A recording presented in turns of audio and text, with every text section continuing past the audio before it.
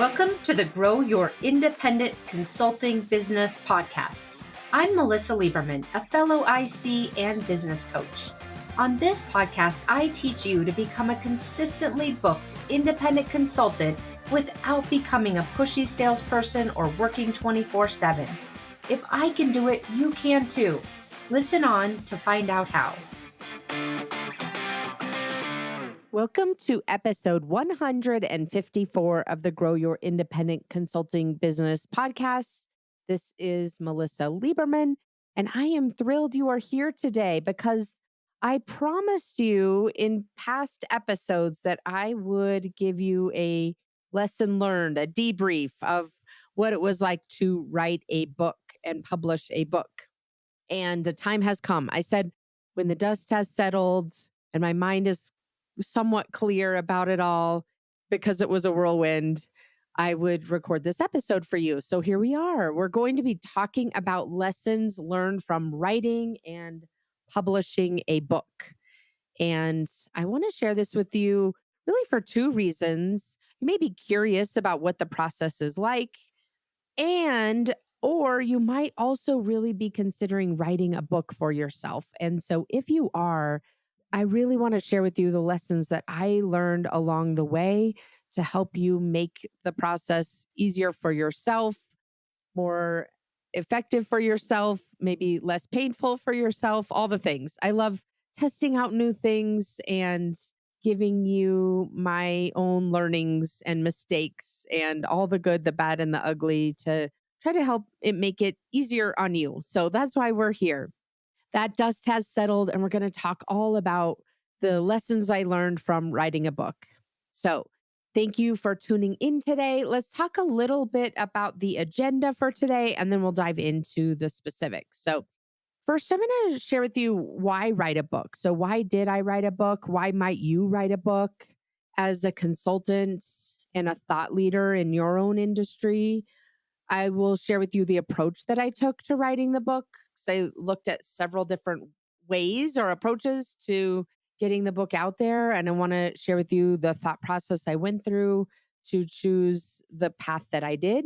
And then I will dive into the writing process itself, some things that went really well that I would recommend to you if you decide to write a book to try these methods out. And then also the things that did not go so well that I'll share with you so you can hopefully avoid them. Then we'll talk about the editing process. So, sharing with you again what worked well with the editing process, what I would highly recommend not doing, the mistakes, some pretty bad mistakes I made that I want to help you with. And then we'll talk about the promotion process and really a lot of things I overlooked with respect to that. So, we're just going to dive into this process of writing a book step by step. And I'm going to give you all the good, the bad, and the ugly. And again, hopefully encourage you to write a book. And I'll share with you why and help you do it in a maybe a little less painful way. So, that is our agenda for today. Before we dive in, I want to highly recommend this companion resource for you. And it is the book.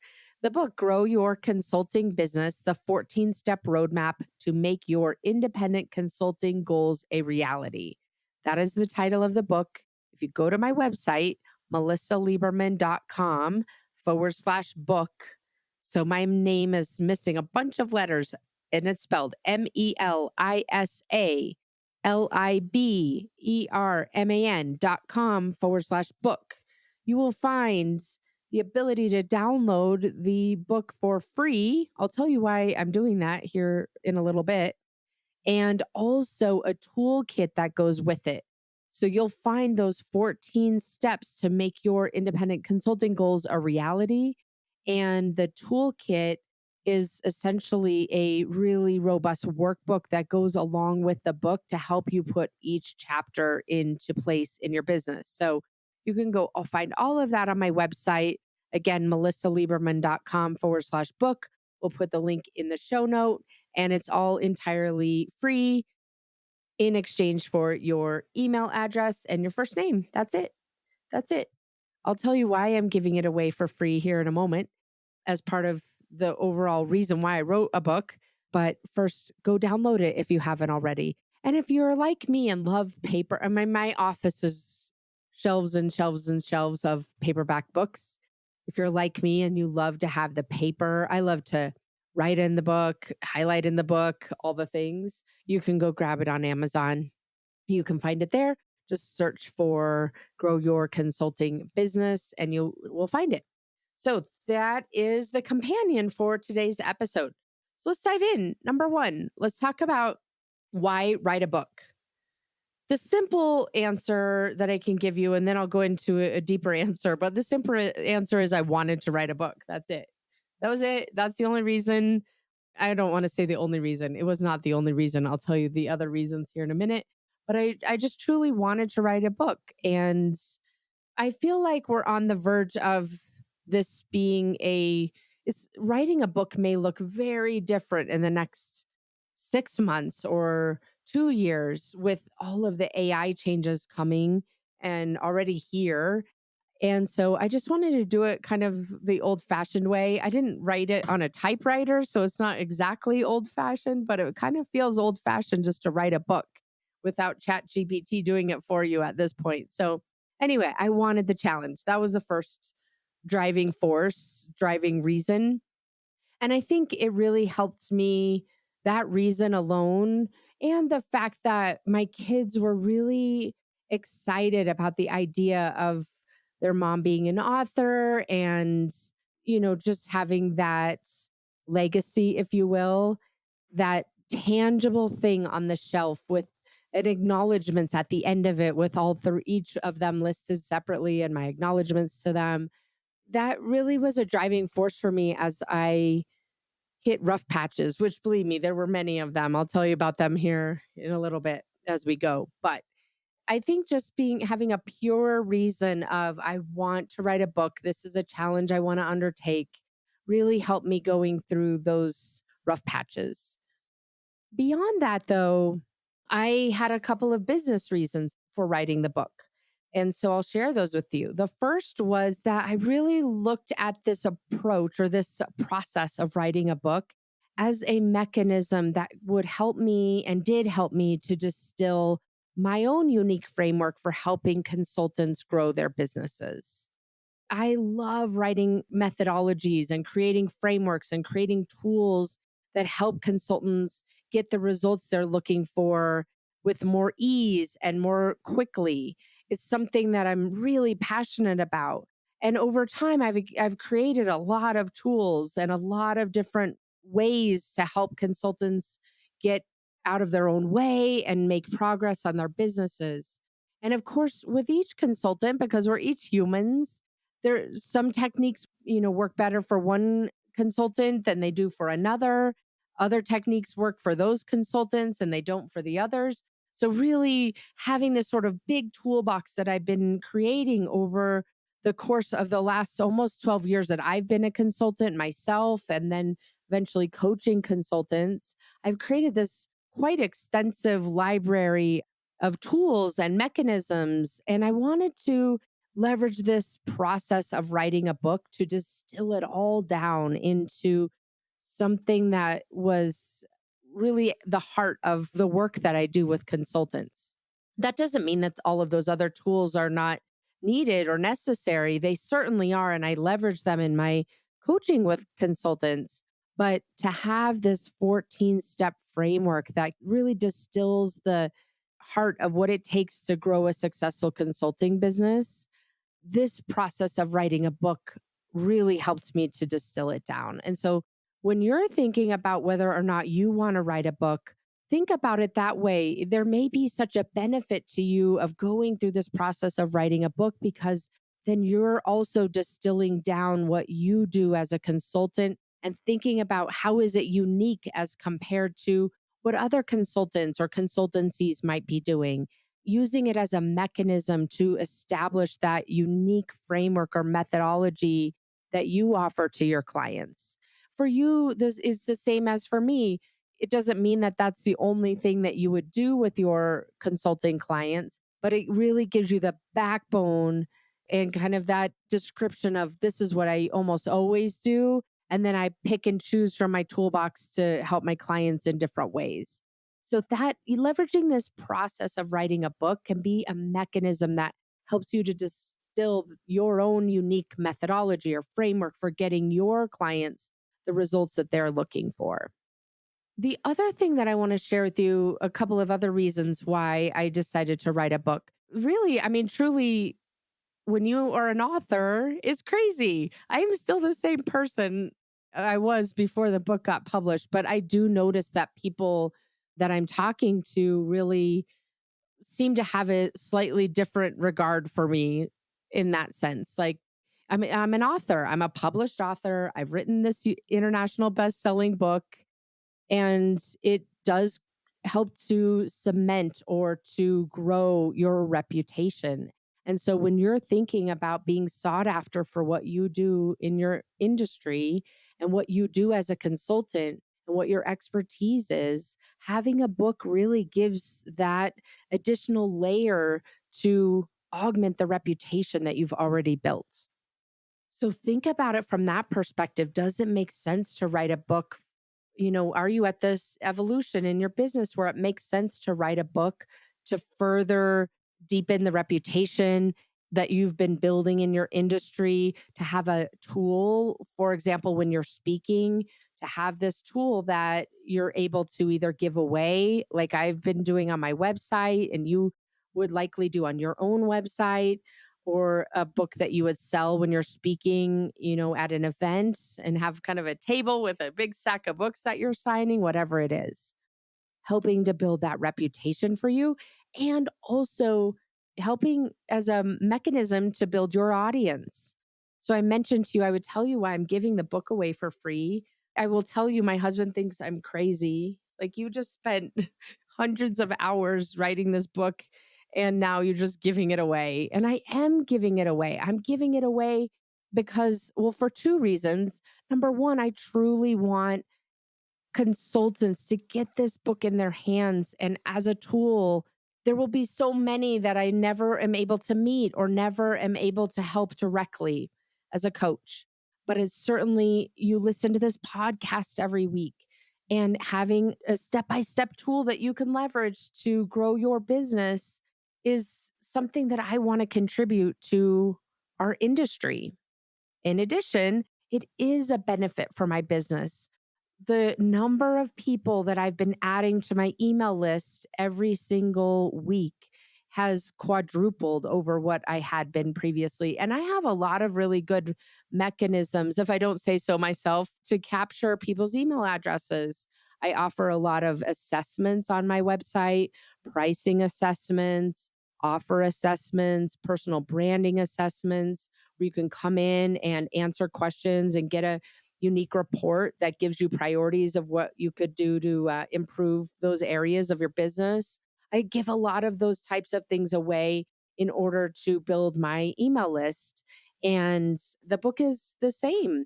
The book is the same, but it definitely has resulted in a lot more traffic and a lot more opt ins into my email list because people want it, which is fantastic. I'm so happy to give it away. And some percentage of people who have downloaded it have told me that they bought the paper book also because, like me, they like the paperback and they be able to kind of flip through the chapters and refer back to things and that sort of thing. So the point I'm making here is that I did not write this book to make money. It's certainly an interesting revenue stream, but certainly from all accounts of authors that I've talked to, unless you're, very famous, basically, the ability to generate any really meaningful revenue off of a book, the odds of that are very low. So the point of writing the book for me was, just to recap what I just told you and how that might apply to you, was first and foremost, I just wanted to. And secondly, it has been a really important asset for my business, not only as a mechanism to even further distill my unique frameworks and methodologies and approaches to growing a consulting business that are different than other people that are in the same space, but also as a way to provide an asset to people who are interested, like you, in growing their consulting business. So for you, think about, why would you want to write a book?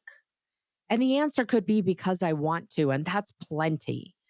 That's plenty. But also think about it for your business and how it can help to augment the reputation you've already been building in your specific specialization area, in your niche, in your target market, in the industry that you're working in.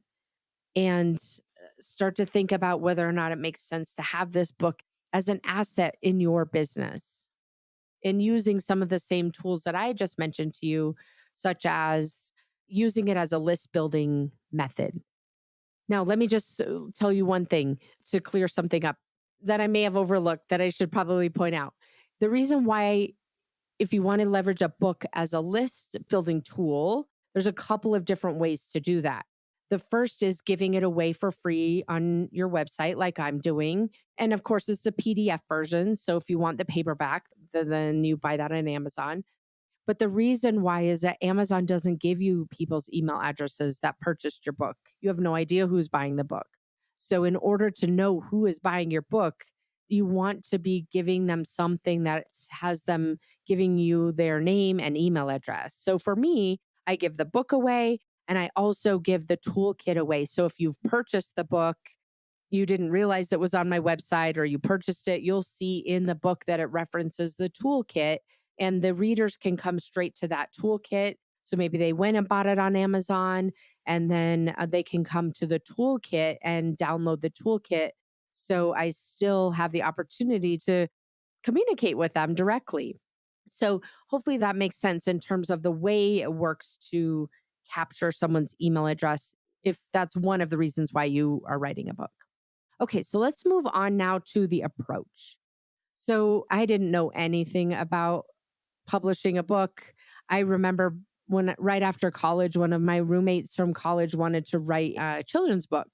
And that was a while ago. I won't date either of us, but it was a while ago. She would write these books and she would put them in these manila envelopes and mail them out to these publishers and never hear back again. And it was such a frustrating process. And of course, the publishing industry has changed significantly since those days. So I started looking into what are the ways to publish a book. And it really came down to basically three different ways: self publishing. So purely self publishing, where you write the book, you get it edited, you find someone on Upwork to make a cover for you, and then you upload it into Amazon, which is actually a pretty simple process if you've got all of those assets all ready to go. That's self publishing. The second is indie publishing or hybrid publishing. And I'll tell you more about that here in a minute. That's what I decided to do. And then the third option is traditional publishing. So Penguin, for example, or Simon and Schuster, those traditional publishing houses. I decided against self-publishing because I wanted to have a more professional book. I didn't want to have to teach myself all this stuff on YouTube. It's like the space we're in, right? We hire experts. We are an expert that our clients hire to help us get results we're looking for. Similarly, I definitely wanted to hire an expert so that I could shortcut a lot of the learnings and really produce a higher quality book. So that's what I did, the indie publisher route instead of the self publishing route.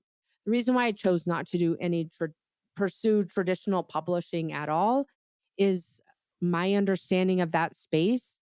You give up your intellectual property in return for them publishing your book. And my understanding of that industry is it also involves them promoting it very little, very little. You end up doing all the promotions yourself anyway. And so the value to me was not there from a traditional publishing perspective. And who knows if any of them would even have picked up my book anyway. But the point is that I would never, under any circumstance, give away my intellectual property. So that was just a no go. And I didn't dive really deeply into it, but I've had several friends who went down that path, and the intellectual property aspect of it was just a non starter. So, anyway, that's what led me to choosing the indie publishing route. Now, there's a bunch of different variations of indie publishers. The one I chose to go with is a full service type of an indie publisher where they helped me from really walking through the entire process from book concept. I mean, obviously, I was writing a book about independent consultants, so we knew that. But what angle would I take? And really helped me to distill these, years and years and years of learnings and ideas and concepts and frameworks and tools that I had built up and really distill it down into a book concept and an outline. I would still be struggling with, what the actual outline was had I not gone down this path. So, this full service publisher is called Difference Press. They really help me from book concept to book outline to keeping on track a very tight schedule, then fleshing out each one of those chapters so I knew exactly what it was that I was going to write, like what were the bullet points were and that kind of thing.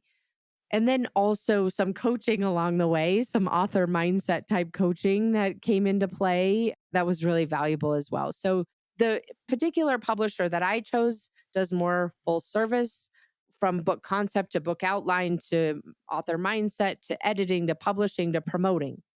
That's what they do. But there are other indie publishers, hybrid publishers out there that where you write the book, you get the book edited, you hire your own editor, you find someone to do the cover art for you, you get everything together and then they'll publish it and get it on shelves at bookstores. They will make sure that that piece of the puzzle is taken care of. So there's different types of publishers to look at and I just kind of gave you the basics of it, at least as far as I know. I'm certainly not an expert in this space. So if I've said something that's incorrect, you send me an email and let me know. But I know enough to be dangerous at this point. And I just wanted to share with you kind of my own thought process about how I chose to go the route that I did. And hopefully that gives you some food for thought as you're thinking about which publishing route you want to take and then what the ranges of options are within those paths. So far, not so bad. I decided that I wanted to write a book. I was pretty clear about why I wanted to write the book. It felt like, just something I decided to do. We talk about this on the podcast a lot. I wasn't wavering. I truly decided, which means to cut off all other options. I knew for sure that I was going to write a book and I knew for sure I was going to hit the deadlines. And I knew for sure I wasn't giving myself any other option. That was that. Then I decided and I hired the indie publisher and decided that having that type of support to help me get through the process from end to end was really important to me. And so that part worked out really well. Then we move on to the writing process. The writing process. I want to share with you a few things about this. So the first thing is the writing process for me was pretty truncated. Let's see, I started all of this in August. So it was about a 5.5 month process to write a 300-page book, which is pretty aggressive, I'll say. Pretty aggressive from what I understand. I didn't realize that at the time, but that's neither here nor there. The point is, when we got down to the writing process, what I will tell you is a couple of places where I got stuck, and you might get stuck in a similar spot. So I want to share this with you in case it helps you to get out of this spot if you to get there.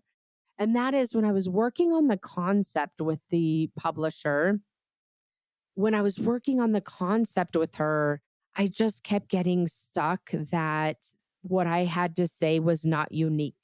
You know, as well as I do, there are other books out there about how to grow consulting businesses. This is not like a new topic, right? And so every time I came up with an idea or every time I came up with a concept, my inner critic would say, that's not unique. That's already been said. That's just motherhood and apple pie. There's nothing interesting about what it is that you're coming to the table with over and over again. It was hellacious, I have to say, this process of figuring out the book concept and the book outline. Mostly the concept, I would say. Once we got through the concept, then the outline started really kind of revealing itself. But what I will say is what got me through that piece was help from a mindset perspective from the publisher, really thinking about, I love this thought process of everything, there's no new ideas in the world. Everything's been done, everything's been said. And whether or not that's true, is up for debate. But the point is that almost everything has been taken, if you will. And so what remains is our own ability to communicate something in a certain way or to merge ideas together. For example, with my book, I chose to focus really heavily on mindset, which is certainly components of other books about growing consulting businesses, but I've never read another book that has such a emphasis on the mindset piece of it and using stories to describe what mindset looks like, what effective consulting business owner mindsets look like, what ineffective mindsets look like, and really normalizing the fact that most of us have some kind of imposter syndrome. Most of us are have a bunch of self-doubt that tends to run the show and tries to keep us playing small. Like there's a lot going on as business owners that I think oftentimes gets glossed over when we're thinking about how other people are running their businesses versus how we're running our business. We think we're the only ones suffering from these self doubts and insecurities, when in fact, I would suggest that it's almost everyone who suffers from these things, and we figure out ways to cope with them and redirect them and keep moving forward. And so anyway, the point I'm making here is from an author mindset perspective, the way I got through this big barrier that I was facing, which was all of this has already been said, I don't have a unique perspective, was to first agree with myself. Yes, everything has been said. Let's just agree to that. And I really want to use this book as a way to normalize the fact that even though we're experts, even though we're seen as thought leaders, even though we are people that other people hire to solve specific problems,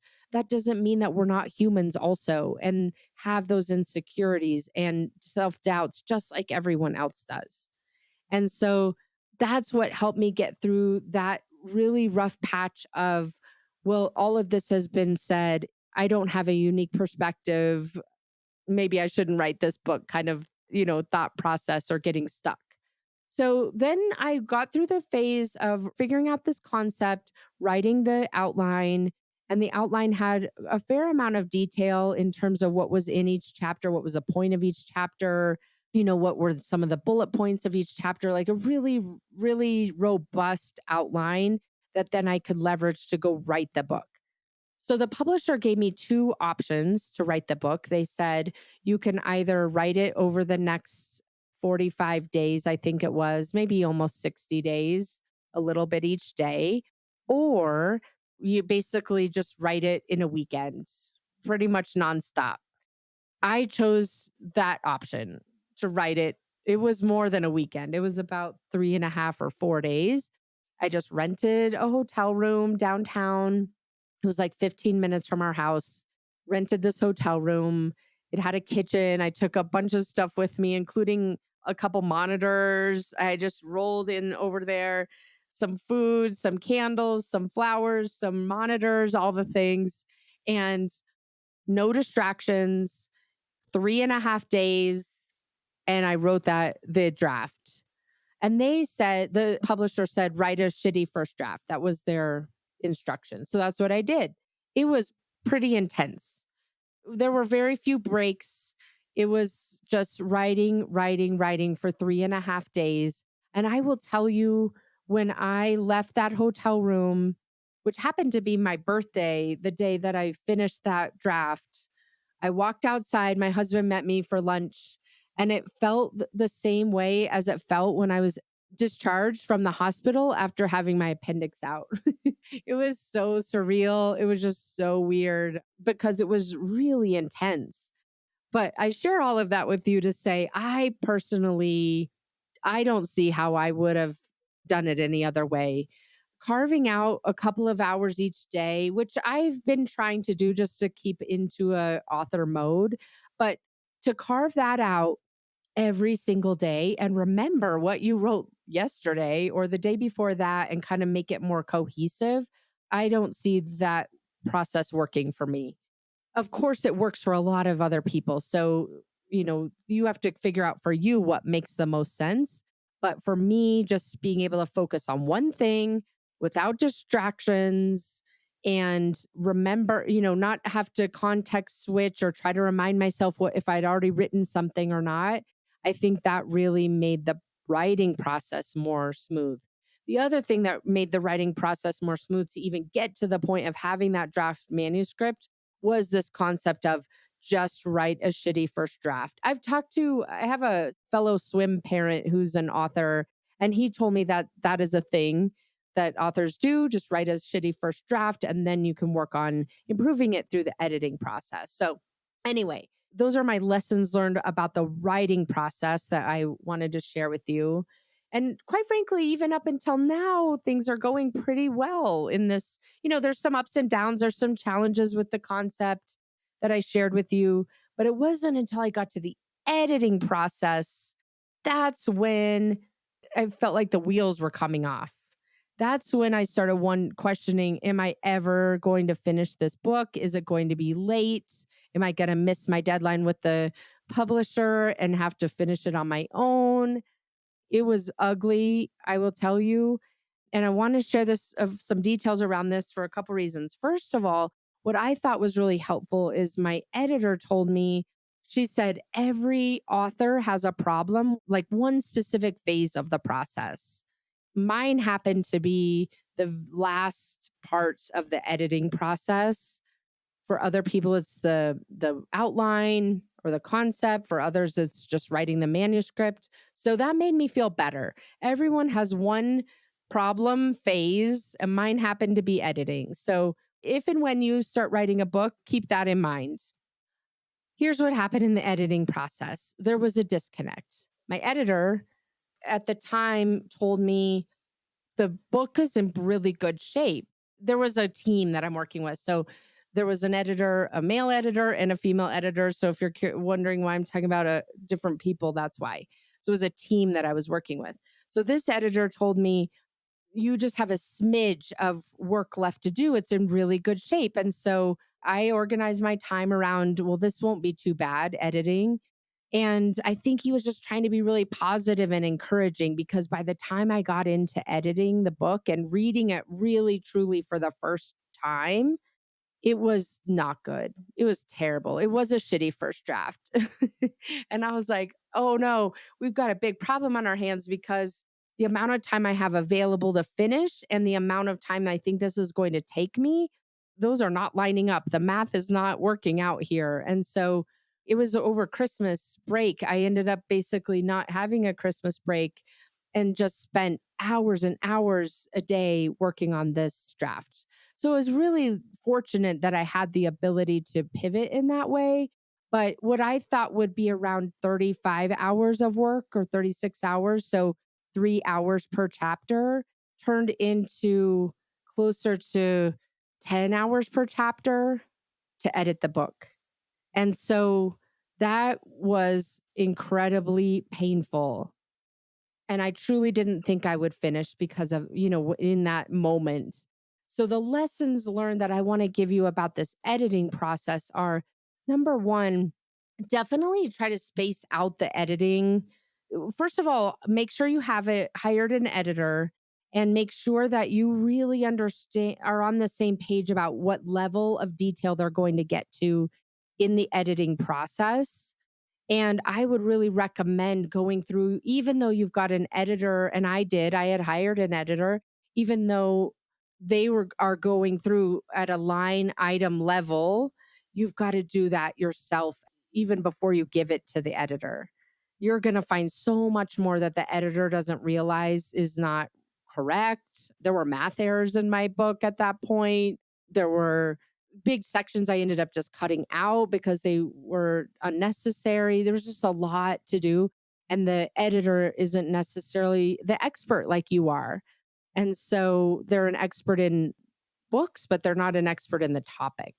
And so I personally had abdicated too much to my editor and got myself into a pretty big problem, which luckily they were incredibly supportive and we worked through all of it, but it was not a pretty process. It was quite painful. So you may think about some simple things like making sure you're reviewing the manuscript before you give it to an editor, making sure that you just do some math. I mean, I should have estimated 5 hours per chapter ish to really spend the amount of time and then spreading that out. It's an 18 chapter book. So being able to edit that size of a book in 3 days is just not realistic. So hopefully that helps you.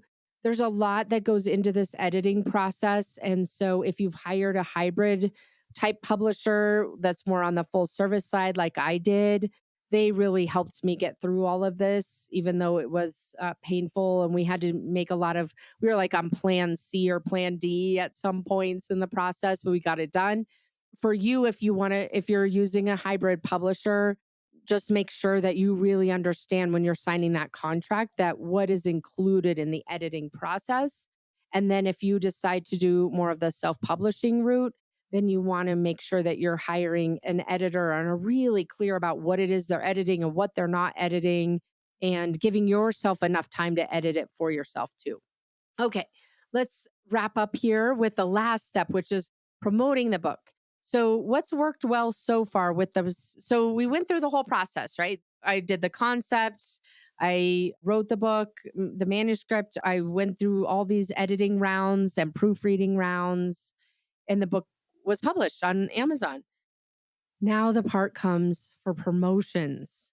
The thing that I will say that has worked really well is that the publisher that I hired helped me launch the book. So that was part of the process that I'm really grateful that I hired them to do that, even though at the time I didn't realize that it was important, because they handled everything. They had a launch party, they advertised the book. We had enough volume on Amazon that it's hit international bestseller status, which is a huge accomplishment in that category that's really competitive. And so, really, I had no idea what I was signing up for. And it worked out really well that they've helped me with the launching of it.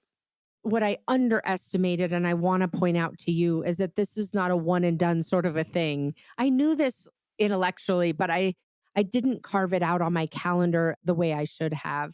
And that is, promoting a book like this is a year-long process. You want to give it a whole year of focus where you're speaking, where you're doing webinars, where you're on podcasts, where you're talking to your audience, you going to events where you're really speaking to your ideal reader, to your ideal client type, and getting the book in front of them to build up your reputation, to build up the volume of books that you're delivering, either through Amazon or through your website, that you're building, you're leveraging it as a true tool and asset in your business. It's not something you do and then check it off your list like I wanted to and move on to the next project. It's truly a year-long project that you want to allocate the time to spend. Of course, it overlaps with lead generation, so you're not having to do double duty necessarily.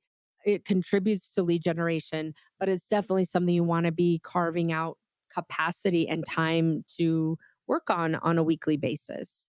And so, much like you want to be working on lead generation on a weekly basis, promoting your book falls into that bucket where you want to be having a routine where you're constantly promoting the book so you can grow your email list and so that you can reach the business objectives that you've got for the book itself. So I definitely underestimated, kind of just thinking the book would take a life of its own, which is not true.